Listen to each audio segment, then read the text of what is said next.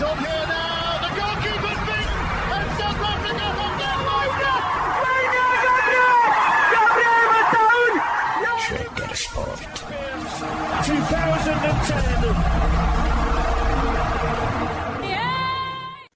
ሰላም ጤና ይስጥልን እንደምን አላችሁ የተከበራችሁና የተወደዳችሁ የሸገር ስፖርት ዊዝ አበበ ግደይ የዩቲዩብ ቻናል ቤተሰቦቻችን በያላችሁበት እጅግ አስደሳች ጊዜን እያሳለፋችሁ እንደሆነ ተስፋ እናደርጋለን። መልካሙን ሁሉም ለናንተ እንመኛለን። ታዲያ ይህንን ሸገር ስፖርት ዊዝ አበበ ግደይ የሚለውን የዩቲዩብ ቻናላችንን ሰብስክራይብ አድርጉት፣ የደውል ምልክቱን ተጫኑትና አዳዲስ ፕሮግራሞችን ስንለቅ መልእክት ይድረሳችሁ።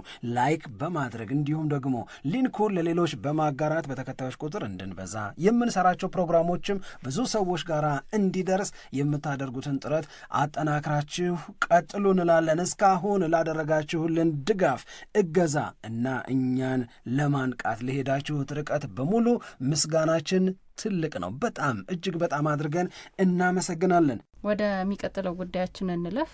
እንግዲህ ትላንት ከተመለከትናቸው ጉዳዮች መካከል አንደኛው የመጨረሻ ሳምንት ጨዋታዎች ቢሆኑም እንኳን ግን በትኩረት የምንጠብቀው አንድ ትልቁ ጉዳይ የነበረው በተለይ በእንግሊዝ ፕሪሚየር ሊግ የቀጣዩ ዓመት የአውሮፓ ሻምፒየንስ ሊግ ተሳትፎን በተመለከተ ማንቸስተር ሲቲ እንደዚሁም ደግሞ ኒውካስትል ዩናይትድ፣ ቼልሲ፣ ኖቲንግሃም ፎረስት፣ አስቶን ቪላ ውሳኔያቸውን ያላወቁበት ስለነበረ ወደ ሻምፒየንስ ሊግ የመግባት እድል ያላቸው ሁኔታዎች ይፈጠሩ ስለነበር እዛ ላይ ምን ነገር ሊሆን ይችላል የሚለው የብዙ ሰዎችን ትኩረት ስቧል እና አንዳንድ ደግሞ ውጤቶችም ተመዝግበዋል። አሁን አንተ ያልከውን ነገር ሳስታውስ ነበር። አንዳንድ ጊዜ ኤቨርተን በጣም የሚገርም ነገር ያደርጋል እና ያልተገመተ ውጤት ሊመዘገብበት ይችላል ብለህ የተናገርከውና የኒውካስትልና የኤቨርተን ጨዋታ በኤቨርተን አሸናፊነት የተጠናቀቀበት አንድ ለመገመት ቢከብድ ነበር እኮ። አዎ እኔም በፍጹም ኒውካስትል ይሸነፋል ብዬ አልገመትኩም ነበረ፣ ግን ኤቨርተን ያንን ውጤት አስመዝግቧል። ከዛ ደግሞ የማንቸስተር ዩናይትድና የአስቶን ቪላም ጨዋታ፣ ምክንያቱም ይሄኛው ጨዋታ በጣም ትልቅ ቁም ነገር ያለው ለአስቶን ቪላ ነው። ለማንቸስተር ዩናይትድ ያን ያክል የሚለውጠው ነገር የለም። ስለዚህ አስቶን ቪላ ያደረገውን ነገር በሙሉ አድርጎ ጨዋታውን ለማሸነፍና ድሉን ለመሞከር ጥረት ያደርጋል ተብሎ የተጠበቀበት ነው። ግን በማንቸስተር ዩናይትድ 2-0 አሸናፊነት የተጠናቀቀ ጨዋታ ሆኖ አብቅቷል። ይህም አንድ የታየ ነገር ነው። የኖቲንግሃም ፎረስት እና የቼልሲ ጨዋታ በቼልሲ 1-0 አሸናፊነት ያበቃ ጨዋታ ሆኗል። ማንቸስተር ሲቲ 2-0 በሆነ ውጤት ፉልሃምን አሸንፏል እና በእነዚህ ውጤቶች መሰረት ማንቸስተር ሲቲ በ71 ነጥብ ሶስተኛ ደረጃን ይዞ አጠናቋል። ቼልሲ 69 ነጥብ ይዞ አራተኛ ደረጃን ይዞ አጠናቋል። ኒውካስትል ዩናይትድ በ66 ነጥብ ነው አምስተኛ ደረጃ ላይ የተቀመጠው። ይሄ ለአስቶን ቪላ አስቆጭ ነው። አስቶን ቪላ ተሸንፎም ያው 66 ነው የነበረው እና ይሄኛውን ጨዋታ ከማንቸስተር ዩናይትድ ጋር ቢያሸንፍ ወይንም ደግሞ አቻ ራሱ ቢወጣ ኖሮ የኒውካስትል ዩናይትድ መሸነፍ ለአስቶን ቪላ የአውሮፓ ሻምፒየንስ ሊግ ተሳትፎን ይሰጠው ነበር። እንደውም የኒውካስትል ተጫዋቾች መጨረሻ ላይ አይተ ከሆነ ቶሎ እኮ ሰለብሬት አላደረጉ። በአስቶን ቪላ በኩል የተመዘገበው ውጤት ምንድን ነው የሚለው ላይ እውቀት አልነበራቸውም። ከዛ በኋላ ነው የስቴዲየሙ ስክሪን ላይ ውጤት ከተጻፈ ከተገለጸ በኋላ ነው ወደ አውሮፓ ሻምፒየንስ ሊግ መግባታቸውን በተለየ ሁኔታ ሰለብሬት ያደረጉትና እነዚህ አይነት ሁኔታዎች ነበሩ። ኖቲንግሃም ፎረስት የኮንፈረንስ ሊግ ተሳትፎ ይዞ ያጠናቀቀበት የውድድር ዓመት ሆኗል። አብዛኛውን የውድድር ዓመቱን ጊዜ የአውሮፓ ሻምፒየንስ ሊግ ተሳታፊነት ቦታን ይዞ ነበር ያጠናቀቀው። ከሲዝኑ አንጻር ለኖቲንግሃም ፎረስት መጨረሻው አላማረም ብሎ ለመናገር ቢቻልም ግን ደግሞ ከኖቲንግሃም ፎረስት አንጻር ብቻውን ስትመለከተው የኮንፈረንስ ሊግ ተሳትፎም በጣም ጥሩ እድገት የሚባል እንደሆነ ይሰማኛል። አንዳንድ ጊዜ ምንድነው መሰለሽ ማን ስለሆንሽ ምናምን ሳይሆን እጄ ኦልሞስት የገባ የምትዩ ነበር። ለምሳሌ ትላንትና ቼልሲን ማሸነፍ ቢችሉ ኖሮ ገብተዋል። ባለፈው ባለቤቱ ያንን ባህሪ ባሳዩበት ጨዋታ ላይ የተሻለ ውጤት አምጥተው ቢሆን ኖሮ ገብተዋል። ስለዚህ ወደ 3 ወርና ከዛ በላይ ለሚሆን ጊዜ የፕሪሚየር ሊጉ ሁለተኛና ሶስተኛ ሆነው መቆየታቸው የሚፈጥረው ጉጉት አለ። ኢትስ ኦልሞስት ፖሲብል። በቃ እኮ ለኖቲንግሃም ፎረስት እኮ ሳምሪ ተችሏል እኮ ኦልሞስት። ስለዚህ ያ የተቻለውን ነገር ሌትሊ ነው እያጡት መጥተውም እንኳን 38ኛው ጨዋታ ከመደረጉ አስቀድሞ ያበቃ ድል አልነበረውም ኖቲንግሃም ፎረስት። ትላንትና አሸንፎ ቢሆን እኮ ይገባ ነበር። በቃ ከዚህ በላይ ምን አለ? ትላንትና ጨዋታውን ድል አድርጎ ቢሆን ኖሮ ገብቷል። በሱ ፋንታም የሚወጡት ሌሎች ክለቦች ነበሩ የሚሆኑት። ስለዚህ እዛ ጋር ደርሰሽ የመጨረሻውን ጨዋታ ሳታሸንፊ ስለቀረሽ ይበልጥ ታሪካዊ ሊሆን ይችል የነበረው የኖቲንግሃም ፎረስት ወደ ቻምፒዮንስ ሊግ የመግባት ጉዳይ ሳይሳካ ቀረ። ስለዚህ ከዚህ አንጻር ሊያበሳጫቸው ወይም አዝነው ልናያቸው እንችላለን። ኑኖ ኤስፒሪቶ ሳንቶንም ይሁን የኖቲንግሃም ተጫዋቾችንም ይሁን ደጋፊዎቻቸውን ማለት ነው። እንግሊዝ ግን ይበልጥ ጠንካራ በሆኑ ክለቦች ተወክላለች ብዬ ግን አምናለሁ። ሊቨርፑል፣ አርሰናል፣ ማን ሲቲ፣ ቼልሲ፣ ኒውካስል፣ ቶተንሃም ናቸው። በቃ ኦልሞስት ቢግ ሲክሶቹ እኮ ገብተዋል። እዛ ውስጥ ቢግ ሲክስ ውስጥ የሌለው ኒውካስል ነው። የማንቸስተር ዩናይትድን ቦታ ነው የወሰደው እሱ እንጂ ሌሎቹ እኮ በሙሉ ገብተዋል።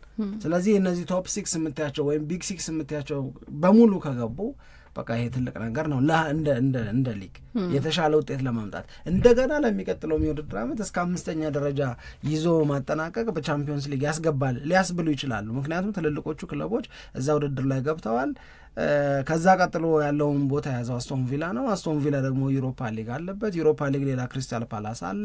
ኮንፈረንስ ሊግ ላይ ኖቲንግሃም ፎረስት አለ። እነዚህ ክለቦች ናቸው ወደ አውሮፓ መግባታቸውን ያረጋገጡት። ግን አንዳንድ ጊዜ ይኸውልሽ ዳኝነት በቃ እንዲህ ያለ ፔን ደግሞ ሰጥቶች ሊያልፍ ይችላል። አሁን ትናንት በነበረው ወደ ቻምፒዮንስ ሊግ የመግባት ንቅንቅ ላይ ተመሳሳይ ጥሩ ዕድል ከነበራቸው አይደለም ማሸነፍ አቻ እንኳን ወጥተው ቢሆን ኖሮ ቻምፒዮንስ ሊግ ይገቡ የነበሩት ቪላዎች ናቸው። ማንቸስተር ዩናይትድ 2-0 አሸነፋቸው። ቪላዎች እኮ በሮጀርስ አማካኝነት ቀድሞ ጎል አስቆጥረዋል። የሮጀርስን ጎል ዳኛው ለምንድን ነው የሻረው?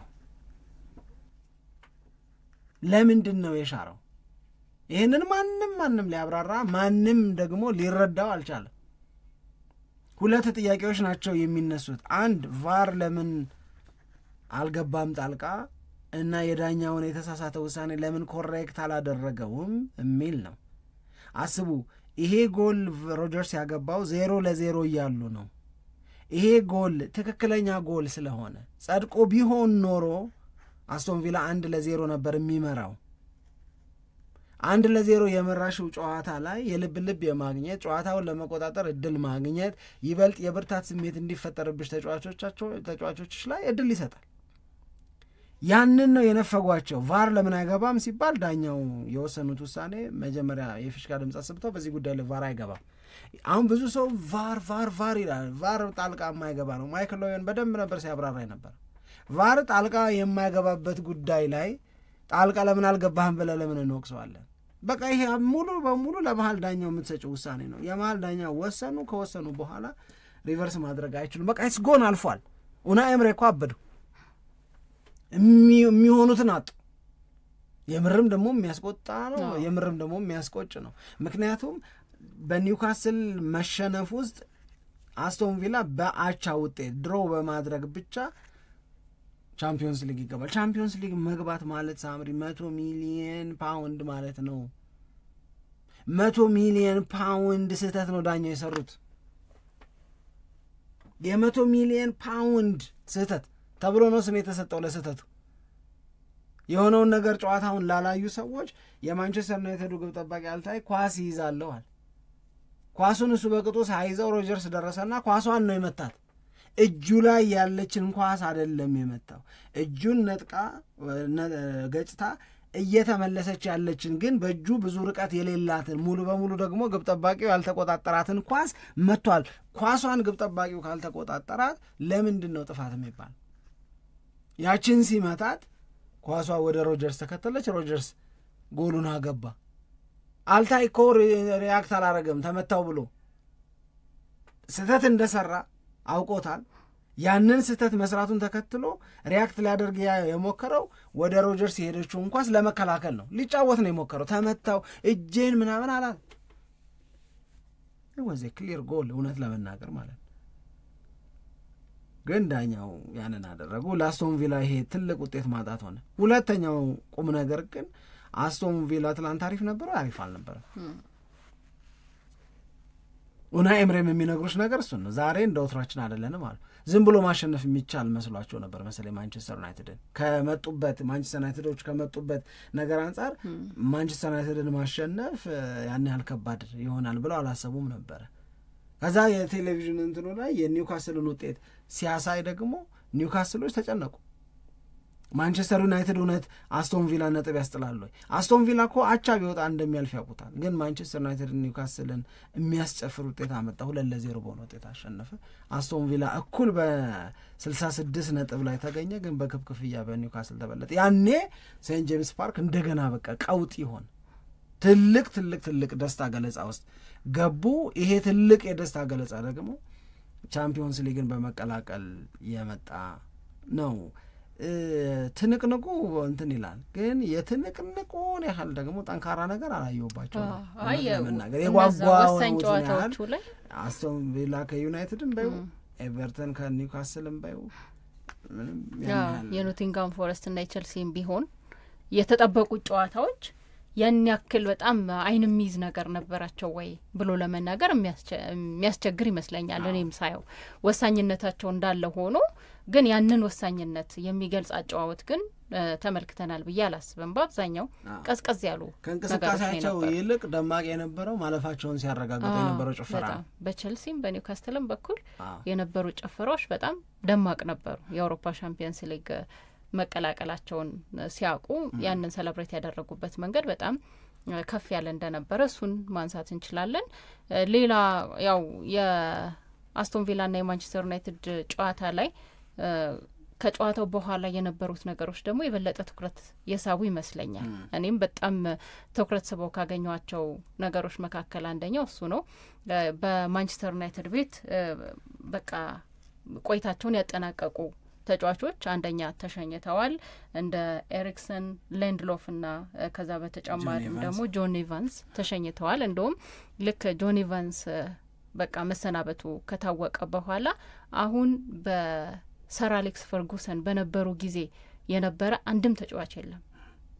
የመጨረሻው እሱ ነበረ፣ እሱም ተሰናብቷልና እነዚህ ስንብቶች ነበሩ። ከዛ ደግሞ የአሞሪም ንግግርም ነበር። በጣም ብዙ ሰዎች ይህንን ንግግራቸውን ሙሉ በሙሉ ለመቆራረጥ ራሱ ሳይፈልጉ ሙሉ ለሙሉ ነበር ሲያስቀምጡ ያየሁት። እኔ ሙሉ ለሙሉ ስታየው የበለጠ ስሜት የሚሰጥ ነገር አለውና ለሚቀጥለው የውድድር አመት ቃሎች የተገቡበት ነው። ማንቸስተር ዩናይትድ ምን ሊሆን ይችላል የሚለውን በተመለከተ ሩበን አሞሪም ተናግረዋል። በነገራችን ላይ የሚቀጥለው አመት የተገቡ ቃሎችን ስናነሳ ቶተንሃምንም በተመለከተ አይተናል አይደለ? ከደጋፊዎቻቸው ጋር ሴሌብሬት ሲያደርጉ አንጂ ፖስቴኮግሉ ሲዝን 3 ከሲዝን 2 የበለጠ ቤስት ነው ወይም የተሻለ ነው የሚል ንግግር ተጠቅሞ እሱም ሶሻል ሚዲያውም ላይ ብዙ ትኩረት ያገኘ ሆኗል። እና ማንቸስተር ዩናይትድንም በተመለከተ የሚቀጥለው የውድድር አመት ጥሩ ነገሮች የሚታዩበት ነው ብለው ስለ ማንቸስተር ዩናይትድ ምን እንደሚሰማቸው እሳቸው ከክለቡ ጋር እንደሚቆዩ መውደቅ መነሳትንም በተመለከተና ከወደቁ በኋላ መነሳትን ደግሞ በማሳየት በኩል እንደ ማንቸስተር ዩናይትድ በጣም ጠንካራ ክለብ የለም ብለው የተናገሩበት አካሄድ ትኩረት ስቦ ተመልክቻለሁና ያንን እንድንጠብቅ የሚያደርግ ነገር ነው። አሁን ይሄኛው የውድድር አመት ተጠናቋል። ስለ ማንቸስተር ዩናይትድ ያለን ትዝታ ጥሩ አይደለም። ስለሚቀጥለው የውድድር አመት የተገባው ቃል ግን በተለይ የራሳቸውን ንግግር ከዚህ በፊት የተናገሩትን ንግግር ጠቅሰው ከዛ ስለ ወደፊቱ ደግሞ የተናገሩት ነገርና በፊት ተናግረውት የሆነ ነገር ስላለ አሁንም ደግሞ ተናግረው የሚሆን ነገር እንድንጠብቅ ያደርገናል። የመጀመሪያው የተጫዋቾቹ ስንብት ነው። የተጫዋቾቹ ስንብት ምንም የመድነቅ ስሜት የሚፈጥር አይመስለኝም። አይደለም የሚጠበቅ ነው። ቀደም ብለውም በተለያዩ መንገዶች ሂንት ሲሰጡን ነበረ፣ ፍንጭ ሲሰጡን ነበረ። ኤሪክሰንም ሊንድሎፍም እንደዚሁም ደግሞ ጆን ኤቫንስም እንደሚለያዩ ከማንቸስተር ዩናይትድ ጋር ይሄ ዘመን የመጨረሻቸው እንደሆነ እናውቅ ነበረ። እንደውም እኔ ቁጥሩ አነሰብኝ ነው። ትናንትና የሚኖረው ፌርዌል ለካዚሜሮ ለምን አልሰራም እንደማይቀጥሉ የምናውቃቸው የውድድር አመቱ ሲጠናቀቅ አብረው ከማንቸስተር ዩናይትድ ጋር ይጨርሳሉ ምናምን የምንላቸው ተጫዋቾችስ ለምን እጃቸውን በስንብት አላውለበለቡም የሚለው ነገር ነው እንጂ ጥያቄ የሚፈጥረው የእነዚህኞቹ መሄድ ግን ኤክስፔክትድ ነው ልልሽ ፈልጌ ነው። ሁለተኛው ነገር ግን የአሞሪም ንግግር ነው። የአሞሪም ንግግር ለእኔ በጣም ጥሩ ንግግር ነው። እውነት ለመናገር የተሰበረን ልብ የመጠገን አቅም ያለው ነው። ሁሉም ነገር ያለው ነው። ትንሽ ቢረዝም የምትይው አይነት ንግግር ነው የተናገረው ሩበን አሞሪም። ምክንያቱም ረጅም ጊዜ ተሰብሮ ወይም አዝኖ የነበረ የማንቸስተር ዩናይትድ ደጋፊ በዚህ ንግግር ውስጥ ተስፋን ስለሚሰንቅ፣ ተስፋ ደግሞ መጽናናትን ለሰው ስለሚሰጥ ይሄ የመጽናናትን አቅም ማንቸስተር ዩናይትድን የሚደግፉ ሰዎች ይገባቸዋል ብዬ ስለማምን ነው። ንግግር ውስጥ ሁሉም ነገር አለ ሲባል የመጀመሪያ ያስቀደመው ነገር ይቅርታ ነው። ይቅርታ፣ አሳዝነናችኋል፣ በድለናችኋል፣ በዚህ የውድድር ዓመት አሸማቀናችኋል ነው። ይህንን ሲል ደግሞ ለማንቸስተር ዩናይትድ እንዲህ መሆን ኃላፊነትን እየወሰደም ጭምር ነው። ስለዚህ የይቅርታ መጠየቁ ስሜት ተገቢ ነው፣ ትክክልም ነው። ደግሞ ዝም ብለሽ ስታስቢው ደጋፊዎች ሳያጎድሉ አንቺ የሚጠበቅብሽንና የሚገባሽን ነገር ማድረግ ሳትቺ ቀርተሽ የክለብ ታሪክ እንዲህ ባለ መንገድ ሲበላሽ በጣም አስቸጋሪ ነው፣ በጣም ከባድ ነው። አሁን የተወሰኑ ዓመታት ላይ ስንጠይቅ የነበረው ነገር ማንቸስተር ዩናይትድ የነበረውን ታላቅነት በማስታወስ ምን አይነት ትልቅ ቡድን እንደነበረ በመጥቀስ ነው ማንቸስተር ዩናይትድ እንዲህ ይሁን የምንለው። ማንቸስተር ዩናይትድ በእንግሊዝ ፕሪሚየር ሊግ ላይ የነበረውን ኃያልነት፣ በተደጋጋሚ ዋንጫ የማሸነፍ አቅም፣ በተደጋጋሚ ሻምፒዮን መሆኑን፣ በቃ የሀገሪቱ ኃያል የሚባል ክለብ መሆኑን ሁሉ የሚጠቅስ ነገር እየተነገረ ነው። አሁን እነዚህ ላይ ይውደቅ ማንቸስተር ዩናይትድ ሲባል የነበረው አሁን ግን ማንቸስተር ዩናይትድ ማቃት የጀመረው ፈርጉሰን ጋር ከተለያየ ጊዜ ጀምሮ አይደለ? ከፈርጉሰን በኋላ ከነበረው ማንቸስተር ዩናይትድ ጋር ሁሉ እንኳን ብታወዳደረው የዘንድሮ ማንቸስተር ዩናይትድ የባሰበት ከበፊቱ ከጀግንነቱ አይደለም፣ ከበፊቱ ከታላቅነቱ ምናምን አይደለም፣ ከቅርብ ውድቀቶቹም ጭምር የባሰ ነው። ይሄኛው ከውድቀቱ አቅቶታል ከምትይው ለምሳሌ አምናም እኮ ማንቸስተር ዩናይትድ አሪፍ አልነበረም። በደረጃ ሰንጠረዡ ግን 8ኛ ነው የነበረው። ማንቸስተር ዩናይትድ አምና ከነበረው 8ኝነት ዘንድሮ 15ኛ ሆኗል። ባሰበት። ከፈርጉሰን ጋር ማነጻጸር ቅብጠት ነው የሚሆነው። ያንን የደካማውን ጊዜ እንኳን ባለበት ማስቀጠል አልቻለም ብለሽ ልትናገሪ ትችያለሽ። ሁለተኛው በሰውየው ንግግር ውስጥ የነበረው አሞሪም ያነሳው ነገር ምስጋና ነው። ይቅርታው አለ፣ ሁለተኛው ምስጋና ነው። እውነት ልናገርና አለ ልንደገፍ በማይገቡን ጨዋታዎችም ጭምር ስትደግፉን ነበራል። ልንደገፍ በማይገቡን ጨዋታዎች ላይ ስትደግፉን ነበር ማለት ምን ማለት ነው? ይሄ ማለት ደካሞች ነበርን፣ እንቅስቃሴያችን አሪፍ አልነበረም። ስለዚህ በድክመታችንና እንቅስቃሴያችን አሪፍ ባልነበረበት ጊዜም ግን እናንተ ስቴዲየም ትመጣላችሁ፣ ከሜዳችንም ውጭ ስንጫወት ስቴዲየም ትገኛላችሁ፣ ኦልትራፎርድም ላይ ሲኖረን ግጥሚያ። እኛ ግን በቃ ይሄ የሚያስተው ነበረ። እውነት ለመናገር ተስፋ አስቆርጦ የሚያስተወን ነበረ። ግን እናንተ እዛ ጋር ነበራችሁ፣ ከእናንተ የጎደለብን ነገር የለም። ስለዚህ ቴንኪዩ በጣም በጣም በጣም እናመሰግናለን አለ። ሁለተኛው የእሱ ንግግር ምስጋና ነው። ይቅርታ፣ ምስጋና።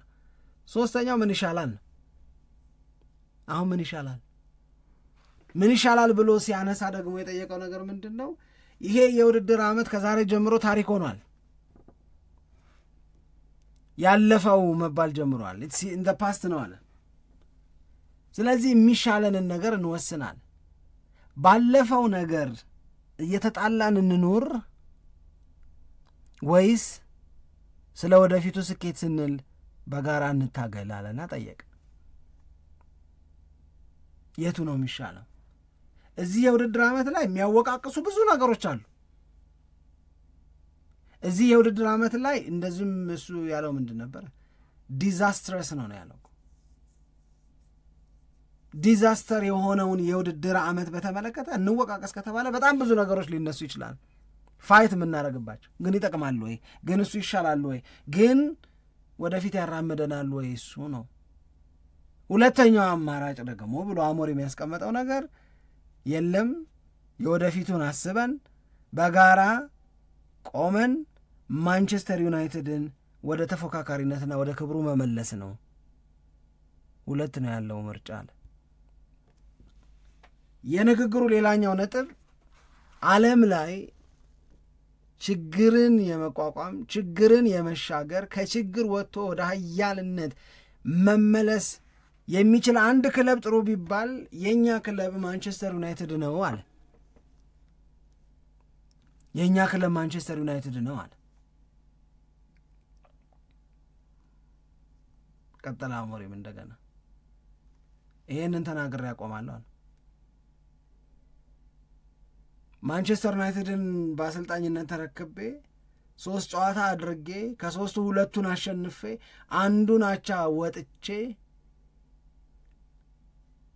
ከባዱ ጊዜ እየመጣ ነው አልኳችሁ። the storm is coming አልኳችሁ። ማዕበሉ ሊያናውጠን እየመጣ ነው ብያችሁ ነበር። አሁን ግን የምነግራችሁ ጥሩ ጊዜ እየመጣ ነው ብዬ ነው አለ። እዚህ ንግግር ውስጥ ቁልፎቹ ቅኔ ሲነገር ይሰሙ የቱ ነው ወርቁ ነው የቱ ነው እንደሚባለው ለእኔ ቁልፎቹ ቃላት ከአሞሪም ንግግር ውስጥ 1 3 ተጫውቼ 2 አሸንፌ 1 አቻ ወጥቼ ማለት it looks good አይደለም። ከ3 ጨዋታ 7 ነጥብ ማግኘት በጣም አሪፍ ነው። ጠንካሮች የሚያደርጉት ነው። አስታውሳለሁ 4-0 ካሸነፈ በኋላ ነው የተናገረው። ከ9 ነጥብ 7ቱን አግኝቶ የሚባል እኮ አይደለም storm is coming ምናምን ሳይሆን በቃ ለውጥማ አለ ምናምን የምትይበት እኮ ነው። ገብቶሻል? አዎ። ስለዚህ ያንን የሚያስብል ነገር አልነበረም። 3 ጨዋታ ተጫውተን 2 አሸንፈን 1 አቻ ወጥተን ግን ሁኔታዎችን ኦብዘርቭ አድርጌ እንዲህ ያለው የድል ጉዞ አይቀጥልም የሚለውን ነገር ነግሬያችሁ ማዕበሉ ይመጣል ደፍቆ እንዳያስቀረን ማድረግ ያለብንን ነገር በሙሉ እናድርግ the storm is coming ብዬ ተናግሬያለሁ። የተናገርኩት ሆነ አለ። የተናገረው ስለሆነ ነው የማንቸስተር ዩናይትድ የውድድር ዓመት የተበላሸው ዝቅተኛ ውጤት የተመዘገበበት። ስለዚህ ያንን ብያችሁ ከሆነ በድል ወቅት የፈተና ጊዜ እየመጣ ነው ስላችሁ የፈተናው ጊዜ እንደመጣ ካያችሁ ጥሩ ጊዜ እየመጣ ነው ስላችሁ ማመኑኝ ነው ያልኩት ነው የሚሆነው። በድል ወቅት ከዚህ በኋላ አሪፍ ነን ከዚህ በኋላ ምንም የሚመጣ ነገር የለም የሚል የፉከራና የቀረርቶ ነገር አይደለም የተናገረው ይሰውይ። በድል ወቅት ፈተና እየመጣ ነው ከባዱ ጊዜ ከፊት ለፊታችን አለ ነው ያልኩት። ምን ያህል ከባድ እንደሆነ አይታችሁታል። አሁን ደግሞ በፈተና ወቅት ይሄ ለማጉረምረም ለማመጽ ለመቆጣት አንገት ለመድፋት ልቤ ተሰበረ ምናምን ለማለት በሚመች ወቅት ጊዜ ውስጥ ሆኖ ደግሞ ጥሩ ጊዜ እየመጣ ነው አለ። እመኑኝ ነው ጥሩ ጊዜ ለማንቸስተር ዩናይትድ ይመጣል ነው የአሞሪም ንግግር። በጣም ብዙ ሰዎች እንዳልኩሽ ከመሰበር ስሜት እንዲወጡ ረድቷቸዋል። ነገን በበጎ ነገን በተስፋ እንዲጠብቁ አድርጓቸዋል። ያየው ያወቀው የተረዳው ነገር ስላለ ነው ይሄንን የተናገረው የሚል መልእክት አለ። አሁን ለአንተ ምንድነው ይሄ ንግግር የሚፈጥርብህ ስሜት ብባል ኖሮ እኔ የምለው ምንድነው ታውቃለሽ? ባለፈው በጣም በተደጋጋሚ ስንለው የነበረው ነገር ነው ትዝ የሚለኝ።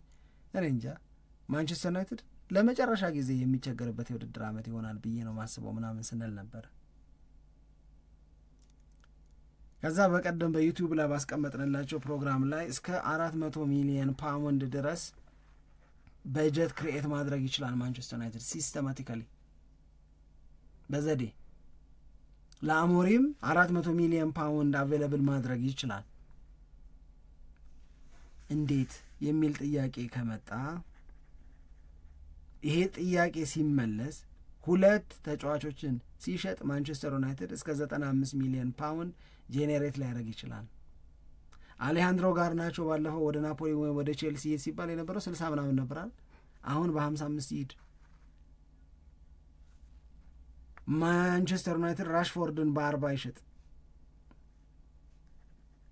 40 እና 55 95 ይሆናል።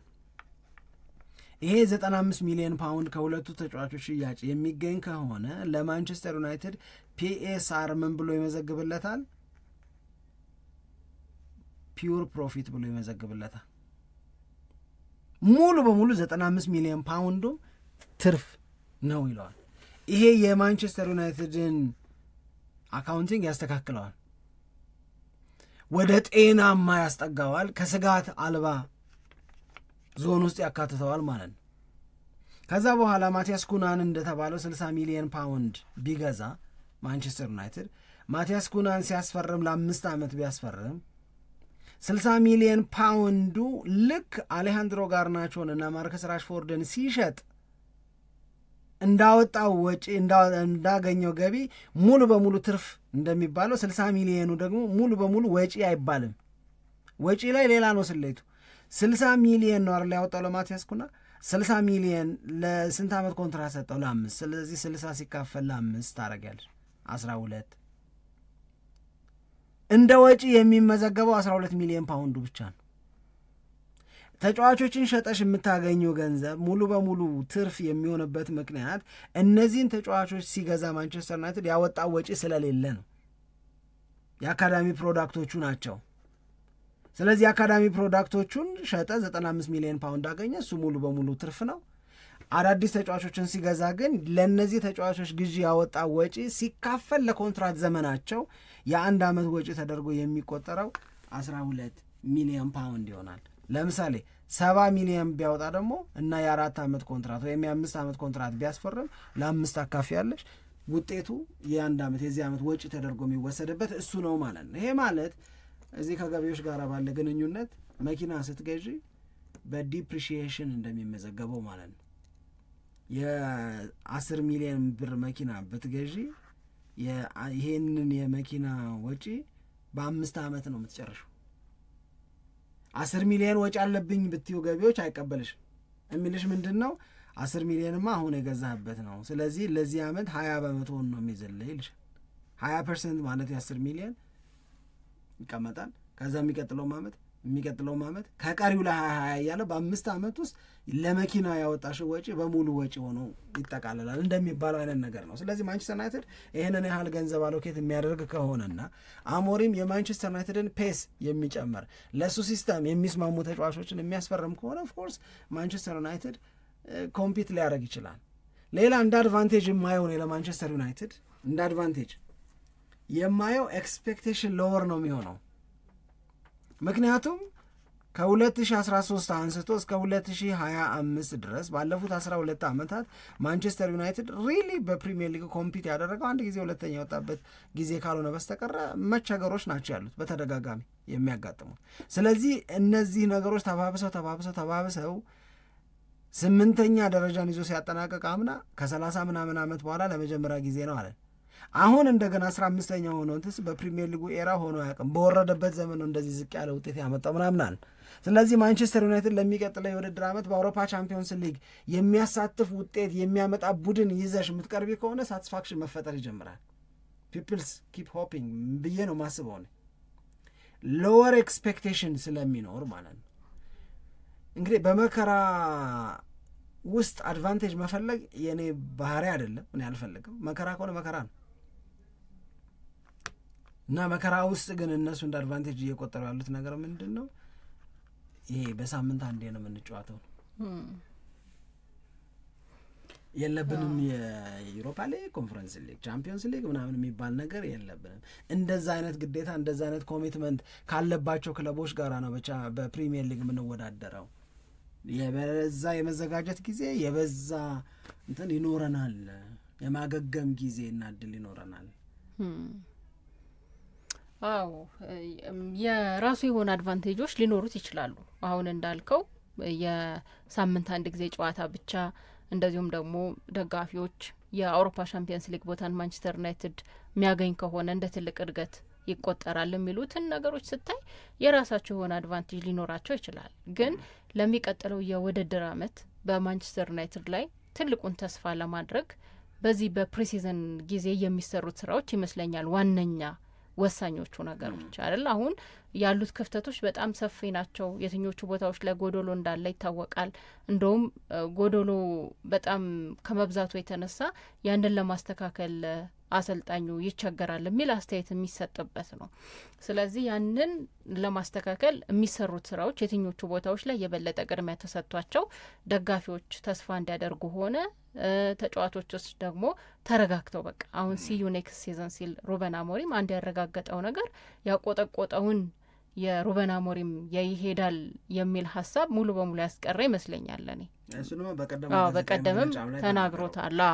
ግን በቃ አሁን ለደጋፊዎቹ ደግሞ ያረጋገጠበት ነው እንጂ ሲነሳ ነበር ራሱም ከሚናገረው ነገር በመነሳት ስራው ከብዶታል የሚልም አስተያየት እየተሰጠበት እንደነበረ በደንብ አድርጌ ያስታውሳለሁ። እና ትልቁ መረጋጋት ያሉት ተጫዋቾችም ትልቁን መረጋጋት እንዲኖራቸው ከተደረገ እንደገና ደግሞ ይሄ የአሞሪም ማጫወት የሚባለውንም ነገር የበለጠ ተላምደውት ሰፊ ጊዜ ስለሚኖር በዛ ሂደት ውስጥ ውጤታማ ለመሆን የሚያደርጉት ጥረትና የሚያስመዘግቡት ውጤት እና የሚሰራው ስራ ተጫዋቾችንም ከማስፈረም ጋር በተያያዘ በጣም ትልቅ ወሳኝነት ያለው ይመስለኛል እንጂ ዝም ብሎ በተስፋ ብቻ የሚሞላ ቃልም አይደለም። ያ ቢሆን ይህንን ነገር ለመናገር ትንሽ ይቸገራል ብዬ ነው ማስበው። እየተሰሩ ያሉት ነገሮች ምናልባት ለዛ አገላለጽ ለዛ ተስፋ ለመስጠት ለደጋፊዎቹ መንደርደሪያ ሊሆን ይችላል። ሌላው ግን የአሌሃንድሮ ጋርናቾም ጉዳይ ሲነሳ በተደጋጋሚ የሚባል አንድ ነገር ስለሰማው እሱ ላይ ሪያክት ማድረግ ስለምፈልግ አሌሃንድሮ ጋርናቾና ማንቸስተር ዩናይትድ በእኔ እምነት ይለያያሉ። በእኔ እምነት በመለያየታቸው ይጠቀማሉ። አሌሃንድሮ ጋርናቾ ጋራ መለያየቱ ማንቸስተር ዩናይትድን ይጠቅመዋል ብዬ ነው የማስበው። በእግር ኳስ ጨዋታ ሊሻሻል ይችላል፣ ልጁ ገና ነው እድሜው፣ እሺ ሊሻሻል ይችላል። ግን ማንቸስተር ዩናይትድን እስካሁን ድረስ ያገለግል የታዩበት አቲቲዩዶች የታዩበት ፑር ፐርፎርማንሶች በአሌሃንድሮ ጋርናቾ በኖርማል ሲቹዌሽን ውስጥ ቢሆን ተስፋ የማያስቆርጡ ሊሆኑ ይችላል። ግን አሁን ማንቸስተር ዩናይትድ ቤት ውስጥ ኖርማል ታይም አይደለም ያለው። ኢትስ ዩኒክ ታይም ነው ለዩናይትድ። እውነት በጣም የተለየ ነው። ለምንድን ነው የተለየ ነው የምትለው ካልሽኝ ማንቸስተር ዩናይትድ በገንዘብ እጦት ተሰጥሮ ነው የተያዘው፣ በጣም ተወጥሮ ተይዟል። ስለዚህ አሌሃንድሮ ጋርናቾን መሸኘት ማለት ለሜዳ ላይ ድክመቱ ወይም ከአሰልጣኙ ጋር አፍ ስለሚካፈት ምናምን ሳይሆን ገንዘብ እሱን በመሸጥ የሚገኘው ገንዘብ ማንቸስተር ዩናይትድን ለማረጋጋት በጣም ስለሚያግዝ አንድ አሌሃንድሮ ጋርናቾ በ60 ሚሊዮን ፓውንድ ሸጠሽ በዛች ላይ ብዙ ተጫዋቾች ማስፈረም ትችያለሽ። የሚያዝብሽ እንደ ወጪ የሚያዝብሽ የኮንትራት ዘመናቸው ክፍል ተካፍሎ ምናምን ነው። ቅድም ባሰላ ነው መሰረት ስለሆነ 60 ሚሊዮን ስታገኝ ማቲያስ ኩናን ስታስፈርሚ 12 ብቻ ነው የሚወሰድብሽ። ለአሌሃንድሮ ጋርናቾ ዝውውር ከተቀበልሽው ማለት ሌላ ስታስፈርሚ 10 ባለ 50 ሚሊዮን ብታስፈርሚ 10 ነው የሚያዝብሽ፣ 22 ሆነ። ገና 60 ላይ ለመድረስ በጣም ብዙ ይሄዳል። እንደዚህ አይነት ቤኔፊት ስላለው እኔ ማንቸስተር ዩናይትድና አሌሃንድሮ ጋርናቾ መለያየታቸው ይጠቅማል ነው የምለው። ይህ ይበቃዋል። ብዙ ነገሮችንም እንደ ግልም አልወደድኩለትም እውነት ለመናገር። ግን ይሄ ልጅ ሲሄድ ይሉና አሁን ዘንድሮ ስኮት ማክቶሚናይ ለናፖሊ አሪፍ ስለነበረ እና የጣሊያን ሴሪ ኮከብ ተጫዋችም ስለተባለ ሮሜሎ ሉካኩ አብሮት ዋንጫ ስለበላ ሄንደርሰን ከክሪስታል ፓላስ ጋር የኤፍኤ ካፕ ዋንጫን ስላሸነፈ ከማንቸስተር ዩናይትድ ከወጡ በኋላ ተጫዋቾች የተሻሉ የመሆን ልምድ ስላላቸው አሁን ከኛ ሲወጣ እመነኝ አሪፍ ነው የሚሆነው የሚል የሆነ የሰቀቀን ስሜት የያዛቸው ሰዎች የሚያነሱት ሀሳባል። በዚህ ምክንያት የመውጣቱን ውሳኔ ቀሏቸው ለመቀበል ይቸገራሉ። እና አንድ ወዳጄን ነው የሚያስታውሰኝ ለኔ ረጅም ጊዜ የነበረችው ገርል ፍሬንድ አለችው፣ አብረው ነበሩ። they had a good relationship። ከዛ በኋላ ወርክአውት አላረገም፣ በቃ አልሰራም። ቦይፍሬንድ ገርል ፍሬንድ ምናምን የሚባባሉት ነገር ማለት ነው። አልሰራም በሚሉበት ጊዜ በጣም የተማረረው እሱ ነው፣ ቢበቃኝ የሚለው እሱ። ይሄ ምርር ብሎት አንገሽግሾት እንዲህ እኔ ቢቀርብኝስ ምናምን ማለት ታዲያ ይሄን ያህል ይቅርብኝ ካልክ ተነጋግራችሁ በቃ ግንኙነቱ አልሰራም ተባብላችሁ ስሙዝሊ ለምን አታቆሙትም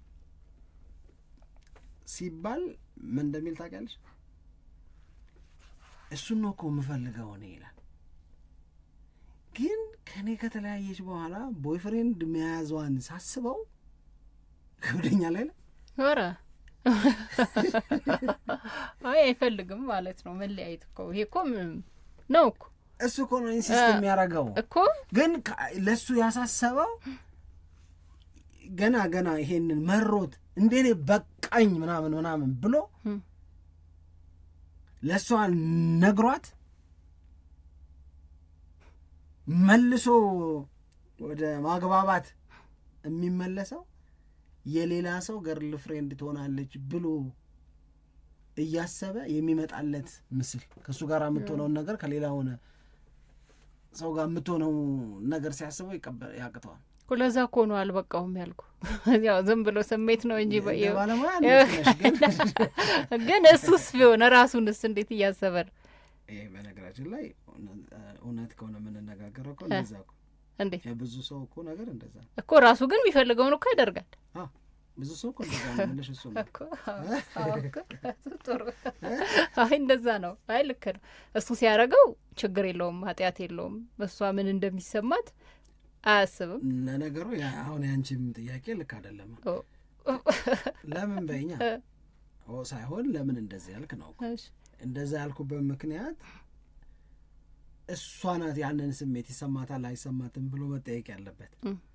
እሷ የእሱ ከሌላ ሴት ጋር ግንኙነት ውስጥ መግባት እሷ ላይ የሚፈጥረው ስሜት ካለና ከሌላ እሱ እኮ ለራሱ እኮ አይታወቀውም።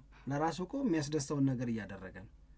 ገብቶሻል? እሷም እኮ ሌላ ወንድ ጋር ጓደኝነት ስትመሰርት ለራሱ ያስፈልገኛል፣ ይጠቅመኛል፣ ደስታን ይሰጠኛል ያለችውን ነገር እኮ እያደረገች እሷም እኮ ስለሷ አታስብም።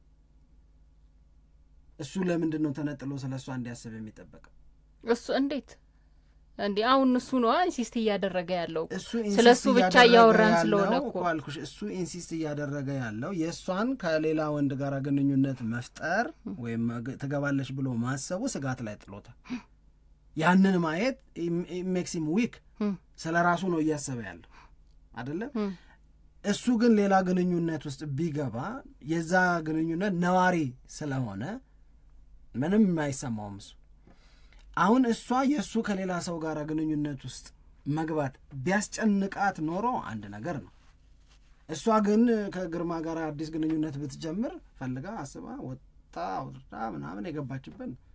አሁን የኔ ግንኙነት ውስጥ መግባት ሰለሞንን ያስጨንቀው ይሁን ምናምን ላትል ትችላለች እኮ እሷ። ስለዚህ እሱም አዲስ ግንኙነት ውስጥ ሲገባ ሰብለን ያስጨንቃታል ላይል ይችላል ልሽ በየራስ አጥር ነው ለሁለት የሚኖረው። ወንዱ ብቻ ሳይሆን ሴቷም እንደዛ ታረጋለች ልልሽ ፈልግ። አዎ ይሆናል። ግን የሱን ጉዳይ ስለሆነ አንስተን የተነጋገር ነው አንድ። ሁለተኛ ደግሞ እሱም ነው ይሄንን ሐሳብ እያቀረበ ያለው እና እሱ የሚፈልገውን ነገር ያደርጋል ነው። እሱ የሚፈልገውን ነገር ያደርጋል ለሷ ታደርጋለች ብሎ ደግሞ ስጋት ውስጥ ይወድቃል እኮ። ወደ ነጥቡ ስንመለስ ግን አሌሃንድሮ ጋርናቾ ጋር መለያየት ይሻላል አይሻልም ብለሽ ነው እንጂ የምትወስኘው። ናፖሊን ሲቀላቀል ይሳካለታል እያልሽ እንቅልፍ ማጣት የለበሽም። ይሄድ ይሳካል። ለአንቺ የማይበጅ ከሆነ ይሄድ። ቼልሲ የሚግባ ምን የሚግባ ይሄድ። እሺ አድማጮቻችን በያላችሁበት ጥሩ ጊዜ እንዲሆንላችሁ በድጋሚ እንመኛለን። በጣም አድርገን እናመሰግናለን ሁሉንም አድማጮቻችንን የተሳተፉትን ክብር ይስጥልን ነው የምንለው ለተሳትፏችሁ። ሸገር ስፖርት ዊዝ አበበ ግደይ የዩቲዩብ ቻናልን ሰብስክራይብ እያደረጋችሁ በተለያዩ ሰዓታት የምናወጣቸውን አዳዲስ መረጃዎች ማግኘት ትችላላችሁ። ሊንኩን ለሌሎች ማጋራትም አይረሳ። ኢትዮጵያ ለዘለዓለም ትኖር። It's on here now, the goalkeeper!